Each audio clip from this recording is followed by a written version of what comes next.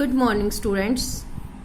Today we will study chapter 4 in the Kingdom of Fools, book Moment, class 9. To this story, as the title is In the Kingdom of Fools, this is a Kannada folk tales written by R.K. Ramanujan. Kannada means regional language spoken in Karnataka, or folk tales means a story which is told generation to generation, यानी कि एक पीढ़ी से दूसरी पीढ़ी ऐसे कोई कहानी, फोक टेल एक कहानी होती है जो जनरेशन टू जनरेशन ऐसे ही चलती रहती है. Now we start the chapter in the kingdom of fool. जैसे कि टाइटल से ही पता चल रहा है कि मूर्खों का राज्य है. Fool means who are not wise. तो ये मतलब जो है, it is believed that fools are so dangerous that only very wise people can manage them. ये विश्वास किया जाता है इस कहानी के अकॉर्डिंग, स्टोरी के अकॉर्डिंग, जो मूर्ख लोग होते हैं, जो बेवकूफ होते हैं, वो इतने डेंजरस होते हैं कि सिर्फ बहुत ज्यादा बुद्धिमान लोग ही उनको मैनेज कर पाते हैं. Who are the fools in this story and what happen to them. अब हमें देखना है कि इस कहानी में जो है जो लोग बेवकूफ है वो कौन है और लास्ट में इसमें स्टोरी में होता क्या है. इन the kingdom of fools both the kings and the minister were idiots. Idiots means वही बेवकूफ, मतलब इस राज्य में जो है राजा और मंत्री दोनों ही बेवकूफ होते हैं. They did not want to run things like other kings, यानी कि जैसे चीजें दूसरे राज्यों में चलती है वो अपने राज्य में ऐसा नहीं चाहते. So they decided to change night into day and day into night. They ordered that everyone should be awake at night till their fields and run their business only after dark. यानी कि ये जो मूर्खों का राज्य होता है इसमें राजा और मंत्री दोनों ही बेवकूफ होते हैं और वे नहीं चाहते कि जैसे कि दूसरे आम राज्य चलते हैं उनका राज्य भी ऐसे ही चले. इसलिए वे डिसाइड करते हैं कि जो रात है उसको दिन में चेंज कर दिया जाए, यानी कि जो रात को होने वाले काम है जैसे सोना तो लोग दिन में सोएं, और जो दिन में होने वाले काम हैं जो लोग अपने जो भी रोजमर्रा के काम करते हैं वो रात में करें, यानी कि उन्होंने उल्टा कर दिया. इसलिए उन्होंने ऑर्डर दिया हर किसी को कि वो सब रात में अपना काम करेंगे. जैसे टिल देयर फील्ड्स, टिल का मतलब यहाँ पे कल्टीवेट लैंड फॉर फार्मिंग, यानी कि खेती करना, जोतना. तो वे जो अपने खेत जोतेंगे, खेतों की कल्टीवेट करेंगे, वो रात में करेंगे. रन देयर बिजनेस, और अपना बिजनेस भी रात में चलाएंगे. Only after dark and go to bed as soon as the sun came up. और वो सोएंगे कब? जब सूर्य निकल जाएगा, दिन हो जाएगा, तब वो सोएंगे. यानी कि उल्टा हो गया, दिन में होने वाले काम रात और सोने का काम दिन में हो गया. Everyone who disobey would be punished with death. The people did as they were told for fear of death. यानी कि ये कहा गया हर किसी को कि जो भी इसको डिसओबे करेगा उसको मौत की सजा दी जाएगी, और लोग मौत के डर से इस ऑर्डर को सभी पालन कर रहे थे. The king and the ministers were dilated. जो राजा और जो मंत्री थे वो बहुत खुश थे. At the success of their project one day, मतलब उनका जो प्रोजेक्ट था वो सक्सेस हो रहा था क्योंकि लोग मौत के डर से उन सब बातों को मान रहे थे, उनके ऑर्डर को मान रहे थे. One day A Guru and his disciples arrived in the city. It was a beautiful city. It was broad daylight, but there was no one about. Everyone was asleep. Not a mouse stirring. Stirring मतलब moving around. यानी कि उन्होंने देखा कि ये बहुत ही सुंदर शहर है, बहुत ही मतलब अच्छा दिन निकला हुआ है, लेकिन गलियों में कोई भी नहीं है, सब सो रहे हैं. इवन एक चूहा भी नहीं उनको दिखाई दिया हिलता हुआ कहीं भी. Even the cattle had been taught to sleep by the day. Even उनके जो कैटल्स यानी कि जो पशु हैं, जानवर हैं, उनको भी सिखा दिया गया कि तुम्हें दिन में सोना है. The two strangers were amazed by what they saw around them and wandered around town till evening. यानी कि उन्होंने देखा, वो अमेज थे, हैरान थे चारों तरफ देखकर कि ये सब क्या है, और वो शाम तक ऐसे ही घूमते रहे. When suddenly the whole town woke up and went about its nightly business. और एकदम से फिर सारे जो है शहर के जो टाउन कस्बे के लोग वो उठ गए और अपना बिजनेस या नाइटली बिजनेस उन्होंने स्टार्ट कर दिया. यानी कि जो काम थे, रोजमर्रा के काम थे, अपना जो खेत जोतने वाले थे खेत जोत रहे थे, बिजनेस वाले अपना बिजनेस कर रहे थे, दुकानें सारी खुल गई थी. तो मतलब जो काम दिन में होने थे वो उनके रात को स्टार्ट होने लगे थे, क्योंकि उन्होंने ऑर्डर दिया था ना कि दिन का काम जो वो सारा रात का दिन बना दिया गया और दिन का रात. The two men were hungry. Now that the shops were open, they went to buy some groceries. To their astonishment, they found that everything cost the same, a single dodo. Whether they brought a measure of rice or a bunch of bananas, it cost a dodo. The Guru and the disciples were delighted. They had never heard of anything like this. They could buy all the foods they wanted for a rupee. यानी दोनों जो to कौन थे यहाँ पर? To जो गुरु था, जो एक रिलीजियस सेंट. गुरु कौन होता है? रिलीजियस सेंट होता है, साधु होता है. और उसका जो डिसाइपल था, उसका जो शिष्य था, वो दोनों ही वो बहुत भूखे थे. अब उन्होंने देखा कि दुकानें खुलने लगी हैं, और तो इसलिए उन्होंने सोचा कुछ हम अपना ग्रोसरी मतलब कुछ राशन अपना खरीद ले. लेकिन वो दोनों बहुत ही हैरान थे कि वो जो भी कुछ ले रहे थे सबकी कीमत सेम थी. ए सिंगल डूडू. डूडू मतलब करेंसी. जैसे हम इंडिया में रुपया बोलते हैं तो उनका जो पैसा था वो डूडू था. Whether they bought a measure of rice, चाहे वो एक राइस का मतलब कुछ राइस का बैग खरीदे या बनाना खरीदे, सबकी कीमत सिंगल डूडू था. इट कॉस्ट ए डूडू.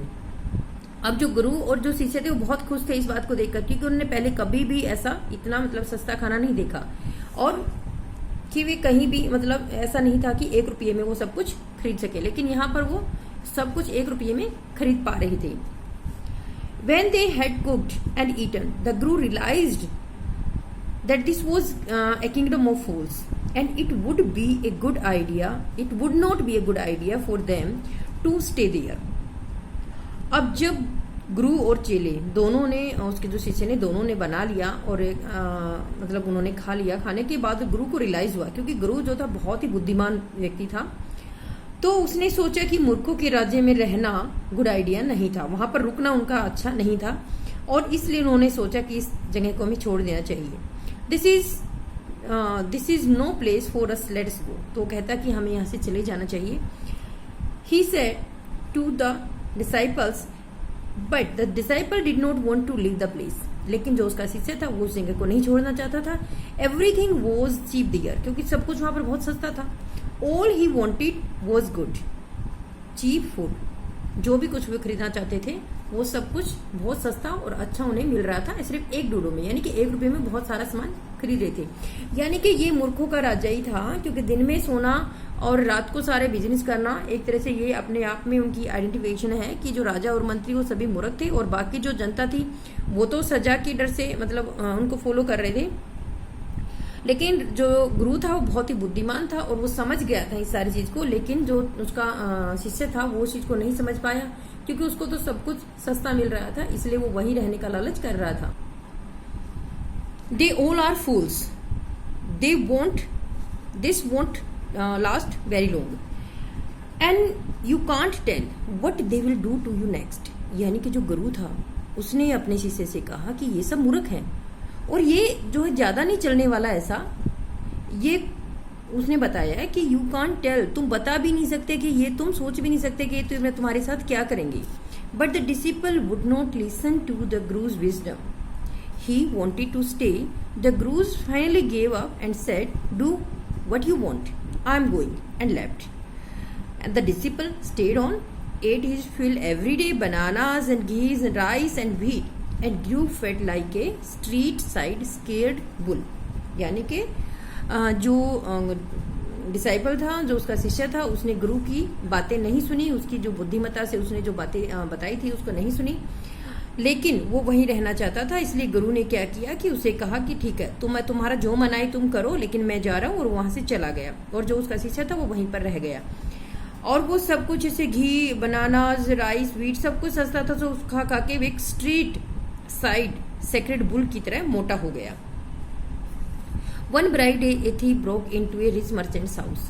यानी कि ये मतलब एक तो ये था कि जिसे भाई वो डिसिपल वहां रहा. अब डिसिपल के साथ क्या होने वाला है, ये कहानी यहाँ से स्टार्ट हो रही है. तो एक दिन क्या होता है, a thief broke into the rich merchant's house. He had made a hole in the wall and sneaked in. And as he was carrying out his loot, the wall of the old house collapsed on his head and killed him on the spot. यानी कि एक दिन क्या हुआ, एक चोर था, वो एक घर में एक अमीर व्यापारी के घर में घुस गया और उसने उसमें घर में जो दीवार थी उसमें एक सुराग बनाया और उसके अंदर घुस गया वो।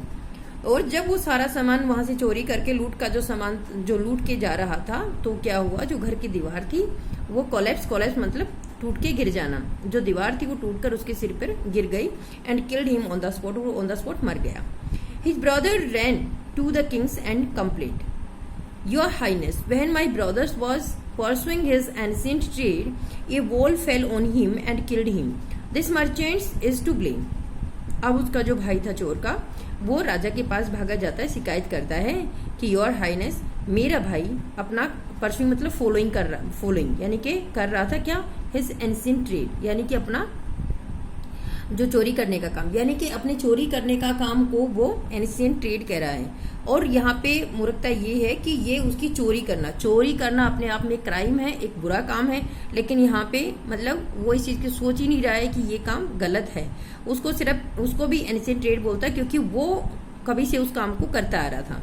ए wall fell on him and killed him, this merchant is to blame, यानी कि जिस व्यापारी के घर में वो चोर घुसता है वो व्यापारी ही, उसी को दोष दिया जाता है कि उसकी वजह से उसका भाई मर गया और उसको सजा मिलनी चाहिए, यानी कि ऐसी कंप्लेन करता है कौन, चोर का भाई। He should have built a good and strong wall. You must punish the wrongdoer and compensate the family for this injustice. यानी कि हमें न्याय मिलना चाहिए और इससे हमारी फैमिली की जो है कंपनसेट हमें किया जाना चाहिए। जो रॉन्ग डूअर है, जो गलत करने वाला है, उसको सजा मिलनी चाहिए। और उसके हिसाब से गलत करने वाला कौन था, वो मर्चेंट, वो व्यापारी जिसके घर में वो घुसा था, यानी कि चोर की कोई गलती वो नहीं मानती। और राजा भी मूर्ख है कि वो भी क्यों फूल है यहाँ पर राजा, क्योंकि वो ये नहीं देखता कि वो चोरी करने का काम कर रहा था तो जो चोर था वो मर गया, ठीक है, नहीं तो वो और भी करेगा, क्राइम था ये तो क्राइम करेगा, लेकिन उनको इससे कोई मतलब नहीं है। The king said, justice will be done, don't worry, and at once summoned the owner of the house, कि न्याय किया जाएगा और तुरंत जो वो घर का मालिक बुलाया गया। समन मतलब कॉल अपन, उसको बुलाया गया। When the merchant arrived, the king questioned him, What's your name? Such and such, your highness. Were you at home when the dead man burgled your house? Yes, my lord. He broke in and the wall was weak. It fell on him. यानी कि जब उसको बुलाया गया तो उसने पूछा कि क्या जब ये तुम्हारे घर पे चोरी कर रहा था, डेडमैन कौन था, ठीक, चोर था, तो ये तो राजा को पता है कि वो चोरी कर रहा था। यहाँ उसने बोला है कि बर्गल योर हाउस, यानी कि वो चोरी कर रहा था, तो ये तो उसको पता है चोरी, पर यहाँ पे इसको इतनी मतलब बुद्धि नहीं है कि वो ये समझे कि चोरी करना एक क्राइम है और उसको सजा मिलनी चाहिए। लेकिन नहीं, वो उस आदमी को सजा देने, उस आदमी को सर्च कर रहा है जिसके घर की दीवार टूटने से वो मर गया। तो जो मर्चेंट बोलता है, yes my lord, he broke in and the wall was weak, कि वो अंदर घुसा, दीवार कमजोर थी, वो उसके ऊपर गिर गई। द एक्यूज प्लीडेड गिल्टी, और जो एक्यूज था उसने मतलब अपना दोष मान लिया कि हाँ ऐसा नहीं होना चाहिए था। Your wall killed this man's brother, you have murdered a man. अब वो कहता है कि तुम्हारी दीवार कमजोर होने से इसका भाई जो है, इसका भाई यानी कि जो है थिप जो वो मर गया और तुमने उसको मार दिया। अब you have to punish you, we have to punish you, हमें तुम्हें सजा देनी पड़ेगी। Lord said the helpless merchants, I did not put up the wall, it is really the fault of the man who build the wall, he did not build it right, you should punish him. अब यहाँ पे देख लीजिए, जो merchant था उसने देखा कि ये सुनने वाला तो कोई है नहीं, क्योंकि उसको भी पता था यह मूर्खों का राज्य है, तो वो उस कहानी को टलाता है और वो कहता है कि ये मेरा दोष नहीं था, ये उसका दोष है जिसने इससे दीवार को बनाया था, उसने अच्छे से बनाया नहीं, इसलिए उसको सजा दी जानी चाहिए। तो फिर राजा बोलते, हु इज दैट, कि वो कौन था। My lord, this wall was built in my father's time, I know the man, he is an old man now, he lives nearby, यानी कि मुझे पता है कि दीवार किसने बनाई और वो पास में ही रहता है, मुझे पता है उसका। The king sent out messenger to bring in the bricklayer who has built the wall, they brought him tied hands and feet. अब जो राजा के जो मैसेंजर थे वो उस ब्रिकलेयर को लेके आते हैं, ब्रिकलेयर मतलब who built the wall with brick, जो जिसने दीवार बनाई थी उसके हाथ पैर बांध के उसको ले आते हैं। You there, did you build this man's wall in his father's time, yes my lord I did, यानी कि राजा पूछता है कि क्या तुमने दीवार को बनाया था इसके पिताजी के टाइम पर, तो वो हाँ भर देता है कि हाँ माई लॉर्ड मैंने बनाई थी। What kind of a wall is this that you built, it has fallen on a poor man and killed him, you have murdered him, we have to punish you by death, यानी कि अब तुम्हें मौत की सजा दी जाएगी। उसने कहा कि तुमने कैसी दीवार बनाई, वो इस एक आदमी के ऊपर गिर गई। पुअर मैन यहाँ पे बेचारा जो चोर था उसको बेचारा बोल रहा है, यानी कि चोर की कोई गलती नहीं है, वो बेचारा था, वो मर गया। Before the king could order the executions the poor bricklayer pleaded. अब इससे पहले कि वो उसको मतलब एग्जीक्यूशन का, उसकी मौत की ऑर्डर दे, तो जो ब्रिकलेयर थी उसने प्लीड किया, उसने प्रे की, please listen to me before you give your order. उसने कहा कि अपना ऑर्डर देने से पहले मेरी बात सुने। It is true I viewed the wall and it was no good, but that was because my mind was not on it. I remember very well a dancing girl who was going up and down that street all the day with her anklets jingling।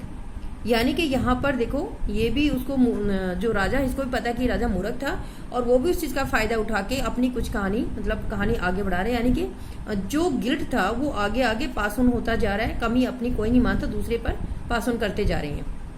इससे पहले कि राजा उसको execution का order दे, उससे पहले वो उससे pray करता है कि सुनो, मैंने बनाया था, ये अच्छी बात नहीं थी, लेकिन मुझसे ये गलती हुई। पर क्यों हुई? क्योंकि मेरा माइंड उस जो उस समय सही नहीं था, यानी कि उस प्रॉपर काम नहीं कर रहा था। क्यों?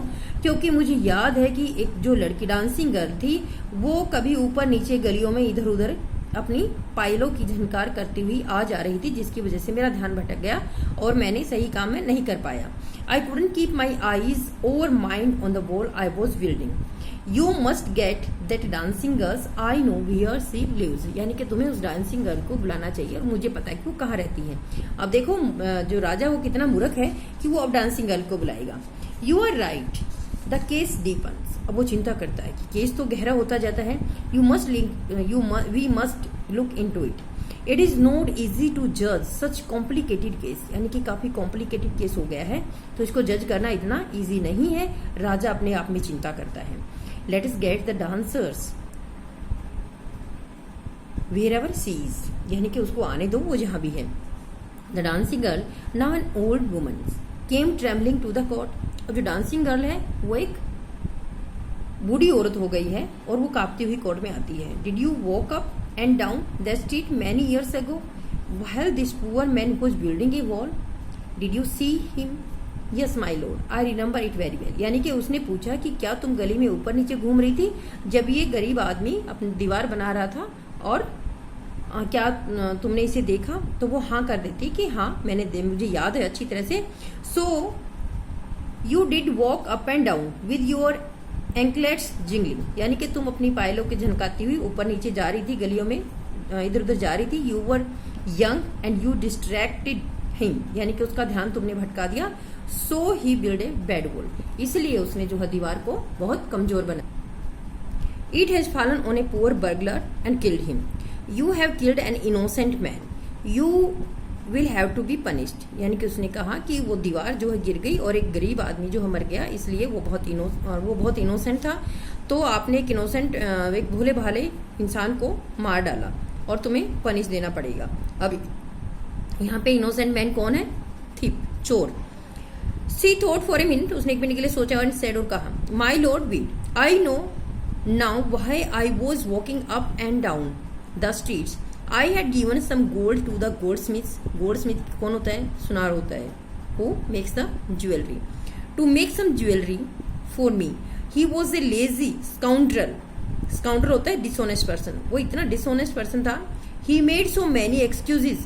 Said he would give it now and he would give it then. And so on all day he made me walk up and down to his house a dozen times.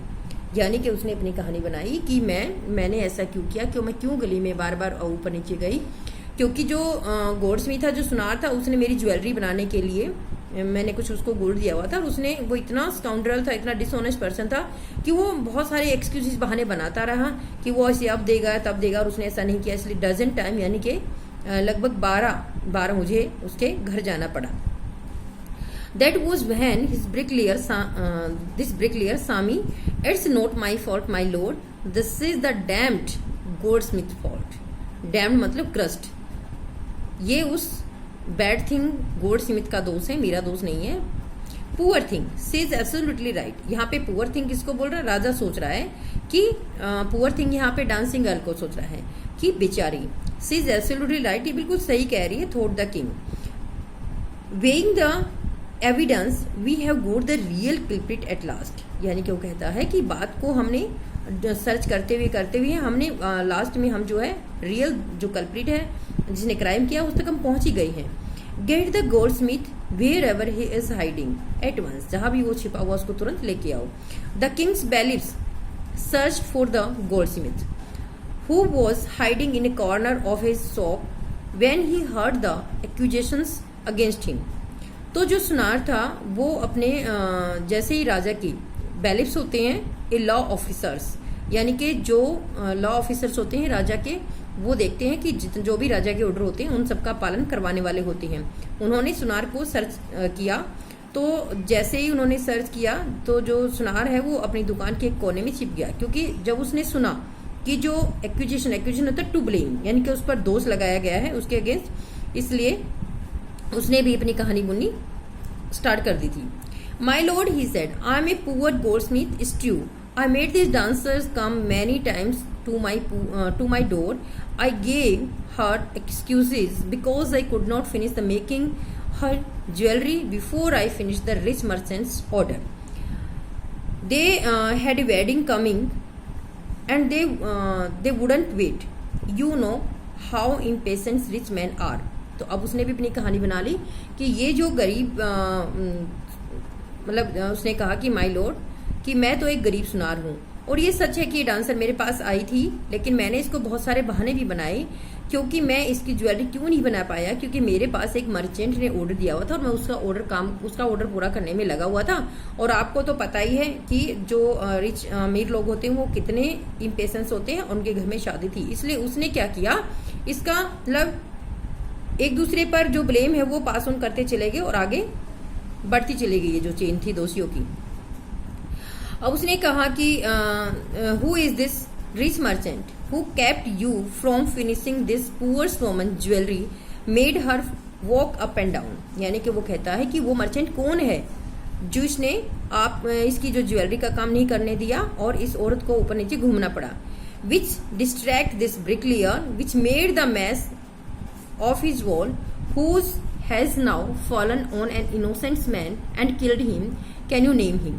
यानी कि अब जो है वो कहानी वापस आके मर्चेंट पे रुक जाती है कि वो कौन था जिसने इसका काम पूरा ज्वेलरी का काम पूरा नहीं होने दिया, जिसकी वजह से इसको ऊपर नीचे घूमना पड़ा और जिसकी वजह से जो ब्रिकलेयर था उसका ध्यान भी भटक गया और जिसने दीवार सही से नहीं बनाई और जो दीवार थी वो गरीब आदमी के ऊपर गिर गई और उसके गिरने की वजह से जो आदमी था वो मर गया। क्या तुम उसका नाम बता सकते हो?